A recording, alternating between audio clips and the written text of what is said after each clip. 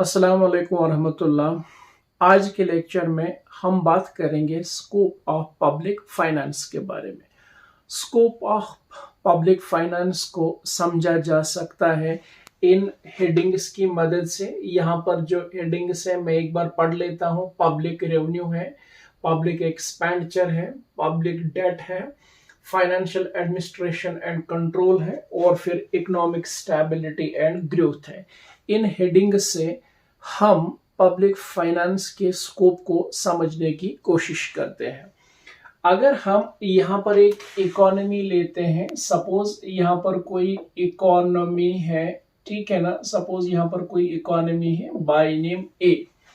ये इकोनॉमी ए जो है ये हमेशा ये चाहती है या ये इस कश्मकश में होती है कि इस इकोनॉमी ए का जो पब्लिक रेवेन्यू है वो कैसे इंक्रीज किया जा सकता है, यानी रेवेन्यू जो है उसको कैसे बढ़ाया जा सकता है, या फिर जो मेथड्स ऑफ रेवेन्यू है, ठीक है ना, वो यहाँ पर हम सीख सकते हैं, या फिर जो principles of taxation and other related problems हैं उनको हम यहाँ पर पढ़ सकते हैं, या फिर जो comparative advantages and disadvantages of collecting public revenue है उनमें से बेहतर कौन सा तरीका है।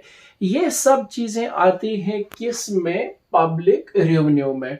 तो कुल मिला के रेवेन्यू के रिलेटेड चाहे हम मेथड्स की बात करें, चाहे रेवेन्यू जो है उसको कलेक्ट किन फॉर्म्स में किया जा सकता है, या फिर कौन से मेथड्स अप्लाई किए जा सकते हैं, या फिर एडवांटेजेस एंड डिसएडवांटेजेस के आधार पर किन मेथड्स को छोड़ दिया जाता है कलेक्शन ऑफ पब्लिक रेवेन्यू के लिए और किन मेथड्स को इम्प्लीमेंट किया जा सकता है, वो सभी चीजें हम किस में पढ़ेंगे, पब्लिक रेवेन्यू के कॉन्टेक्स्ट में। और इकोनॉमी ए जो है यहाँ पर अगर हम देखें सबसे बेहतर फॉर्म ऑफ पब्लिक रेवेन्यू जो इनके पास होता है that is in the form of taxation, ठीक है ना, that is in the form of receipts, ठीक है, and that is in the form of public debt, ठीक है ना। तो ये different sources of public revenue है इस इकोनॉमी ए के अंदर। फिर दूसरा पॉइंट है पब्लिक एक्सपेंडिचर, ठीक है।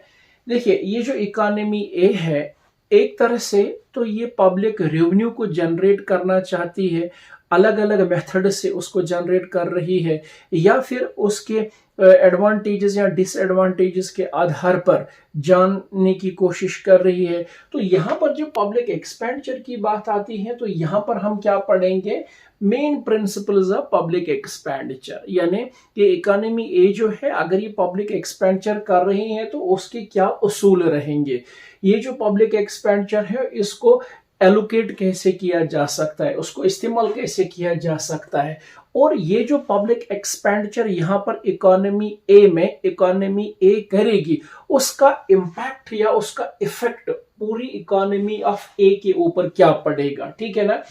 और इतना ही नहीं, पब्लिक एक्सपेंडिचर इस इकोनॉमी ए के अंदर एक ऐसा टूल है जिससे इस इकोनॉमी ए के अंदर जैसे वेलफेयर की अगर हम बात करें, जैसे इकोनॉमिक ग्रोथ की अगर हम बात करें, अगर हम स्टेबलाइजेशन की बात करें, या अगर हम एग्रीगेट इनकम या एग्रीगेट आउटपुट की बात करें, या अदर पॉलिसीज की बात करें, उन सभी पे काफी ज्यादा इफेक्ट पड़ता है किस चीज का, पब्लिक एक्सपेंडिचर का।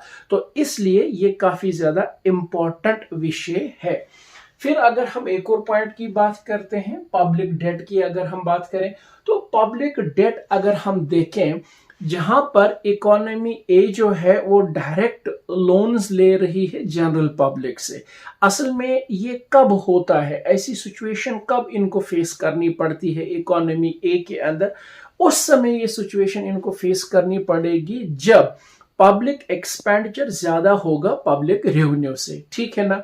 अब पब्लिक एक्सपेंडिचर अगर ज्यादा होगा पब्लिक रेवेन्यू से, वो जो गैप इन दोनों के बीच में होगा उस गैप को नैरो करने के लिए क्या पब्लिक डेट की जरूरत पड़ेगी, ठीक है ना। तो इसमें क्या पढ़ा जाता है, methods and objectives of public debt, किन तरीकों से पब्लिक डेट को जनरेट किया जा सकता है और फिर किन ऑब्जेक्टिव्स के खातिर, उसके पीछे मुद्दा मकसद क्या होगा, या फिर मैनेजमेंट ऑफ पब्लिक डेट, उसको मैनेज कैसे किया जाता है, या बर्डन ऑफ पब्लिक डेट जो है वो कितना है। एक तो इंटरनल सोर्सेज का होता है और एक एक्सटर्नल सोर्सेज का, यानी अगर इकोनॉमी ए है उसमें अगर पब्लिक डेट है, ठीक है ना, तो उस पब्लिक डेट में अगर हम कंपोजिशन की बात करें, इंटरनल पब्लिक डेट कितना है और एक्सटर्नल पब्लिक डेट कितना है, तो ये पढ़ा जाता है किसमें, पब्लिक डेट में, ठीक है। फिर एक चीज आता है जिसको हम बोलते हैं financial administration and control. Financial administration and control में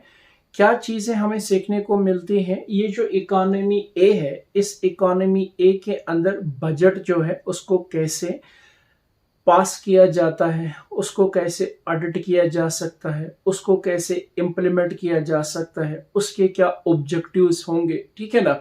और सिमिलर इसी तरीके की चीजें किसमें पढ़ी जाती है या किसमें आती हैं, फाइनेंशियल एडमिनिस्ट्रेशन एंड कंट्रोल के तहत। फिर लास्ट वाला पॉइंट जो है that is economic stability and economic growth, या economic stability and growth.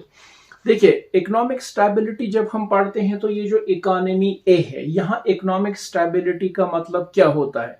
Economic stability का मतलब ये होता है कि वो जो इकोनॉमी ए के अंदर बिजनेस साइकिल चल रहा है वो बिल्कुल स्मूथली चले।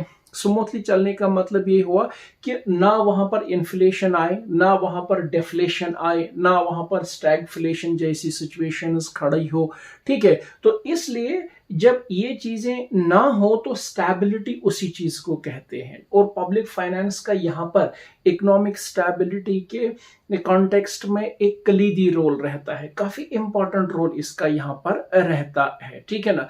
क्योंकि अगर इस इकोनॉमी ए के अंदर इन्फ्लेशन हो या फिर डिफ्लेशन हो या फिर स्टैगफ्लेशन हो, ठीक है ना, तो वो सभी चीजें इस इकोनॉमी की हेल्थ के लिए ठीक नहीं तस्वर की जाती है।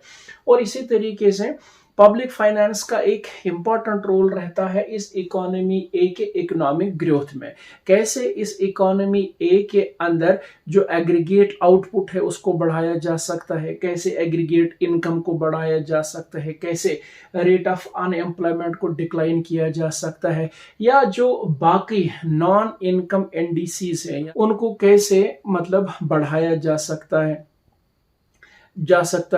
यहाँ पर अगर एग्रीकल्चर हो, इंडस्ट्री हो, ट्रेड हो, इंटरनल हो, बाकी चीजें हो, उन सभी की बदौलत कैसे इस इकोनॉमी ए के अंदर इकोनॉमिक ग्रोथ का होना मुमकिन होगा। जैसे अगर यहाँ पर जीडीपी की बात करें इस इकोनॉमी ए के अंदर, अगर यहाँ पर एनएनपीएफसी की बात करें, ठीक है ना, या अगर जीएनपी एमपी की बात करें इस इकोनॉमी ए के अंदर, या जो एग्रीगेट लेवल ऑफ आउटपुट है, एग्रीगेट लेवल ऑफ कंजप्शन है, एग्रीगेट लेवल ऑफ डिमांड है, उसको कैसे बढ़ाया जा सकता है। तो ये सभी चीजें पढ़ी जाती हैं किसके अंदर, इकोनॉमिक स्टेबिलिटी एंड ग्रोथ में। और इन चीजों को अचीव करने के लिए पब्लिक फाइनेंस का इस इकोनॉमी ए के अंदर काफी ज्यादा रोल रहता है। मैं उम्मीद करता हूं कि ये जो पॉइंट्स हमने यहाँ पर डिस्कस किए, इन पॉइंट्स को सुनकर पढ़कर आप अब इस काबिल हुए होंगे कि what is the scope of public finance. Thank you very much.